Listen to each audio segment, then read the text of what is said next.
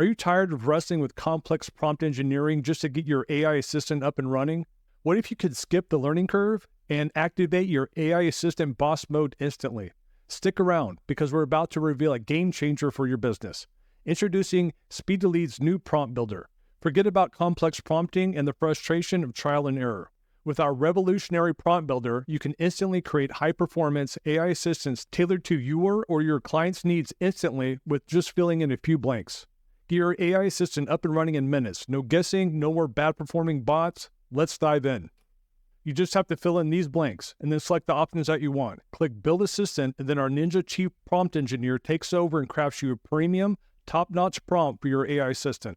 I'll give you an example. Now, when you're filling out this assistant and using your prompt builder, you would want to have this name be the same, the persona name, as this one right here. So in this example, I'll use Sophia, and then I'll just call it a customer service representative. And here I'm just making something very basic, and this works extremely well. You could add a little bit more detail here, but here I'm just saying interacts with inbound leads on its website via chat widget. You do want to know what channels that it's dealing with, and that way it will be more appropriate on the size or the amount of characters that are in the responses. Here you could be a little more descriptive though, like I said, so you could add something like ask open-ended questions to find the pain points to sell whatever services that you're selling. Here I'm going to be doing just a marketing agency, Boosties Marketing, and here you just want to give a little bit of description of what the business is or what it does.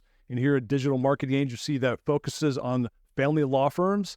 Here you just select these options, say you want human rollover. This is an AI agent that is separate from the prompt that is watching the conversation, and if it determines that the person's getting frustrated, or if they want a human, or they discover it's an AI, or just out of frustration, what it will do is put a tag on the contact record in GoHighLevel, which is halt_bot, and with that, it'll stop. It will not give any more responses. To show you our workflow, customer replied. This is what's sending the customer responses or messages to SpeedToLead for the response. So customer replied, here's the halt bot. So this is where I have it. If it has halt bot, don't do anything, and that's how it stops it. Otherwise, send it the message to SpeedToLead, and then SpeedToLead responds.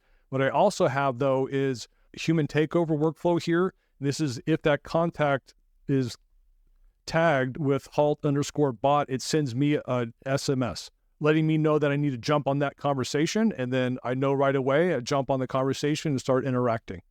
And then from there, you could say, don't reveal it's an AI if you want to. If it's doing lead qualification, do that. If it's more of a sales assistant, do this. If it's trying to sell something, hit build assistant, and that's it, you're done. Now, we do have more options. So right now, what's happening is our Ninja Prompt Engineer is building a custom prompt for these descriptions right here. It takes like a minute or so, and you don't have to do anything else. There you are, you're done. You don't have to do anything else. That's it. Then you will get an AI assistant that has high performance. I would ask, just give it a shot and see how it works. It works great. Now, we do have other options as well. If you want to use other options, you want to build your own prompt. So here's create your own prompt. And here, you just put objectives and guidelines. Here, you would give the persona, your name is Sophia, you're a customer service representative. Similar to what's in the prompt builder, you want to put here everything else, conversation rules. If you want to build more of the personality or the tone or any other rules, do this, don't do that, you would put all right here. This is optional. So on the back end, if the lead asks a question and we go and search for that information, all the information that you have put in the knowledge database, and it's not there, it basically says, I don't have that information available right now. Can I help you with something else? But otherwise, you could put exactly what you want it to say, and that's what it will say there if it doesn't have that information. And then put a little bit of a brief business description. Here you can select the optimal reply length. This isn't exact, but it'll give a guidance if you want really short. 50 is a good number, somewhere in that range. If you go too tight, sometimes it doesn't sound as human. So 25 is really too little. Give it a little more room. And by telling it up here that it's interacting over SMS or chat widget, we'll give it guidance on how big the response should be. Here, you can also come here and go freeform and get rid of all of this. This is all gone in the back end. It'd be just like entering something into the playground. So you go right here and you just fill out what you want. In this, you also have contact fields. So if you come here, you can see here's all the contact fields from GoHighLevel. If you notice that you've added some and you don't see it here, so you can go contact first name, you just click it and it's there, so you can use any of that information. If you don't see it here, and you've added some recently, go to GoHighLevel integrations here and hit refresh, and that will refresh and you'll see them. Go back to your prompt and they'll be there. We also have use a pre-configured prompt right here. Here you can select from a lot of different templates. Say I'm going to do this plumber one right here. Click on copy from selected, hit OK here.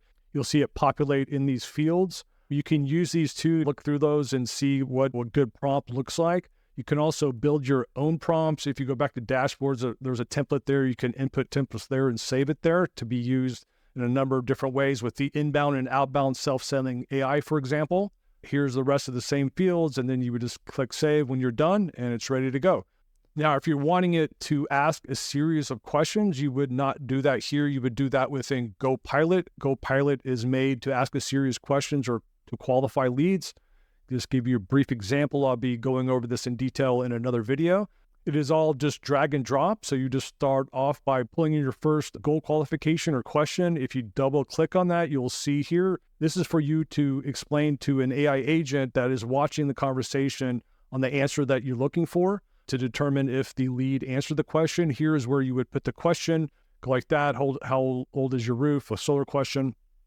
Well, probably word it a little bit better than that. This is for offline, so you would apply a tag to the contact record and then letting the bot know that this question was answered offline by the phone call or say in person, and that way it wouldn't ask this question. A few other things you can do, just go through this really quickly. You can add a custom field. Here you can have whatever the answer is from the lead, answer the custom field. Here you can trigger a webhook. You can also add a tag to the contact record if you want to within GoHighLevel. And then here is a follow-up. So say the person didn't answer the question, disappeared and watched Netflix or something. Here you can have it follow up on all channels if you want. You have an initial delay as well as it asks 3 or 4 or 5 times or however many times you want. If you want to ask another question, you just drag that right there and then connect it right there. And there's your next question. You can just keep going and have as many questions as you want. And that's how that works. But again, I'll be going over this in detail in another.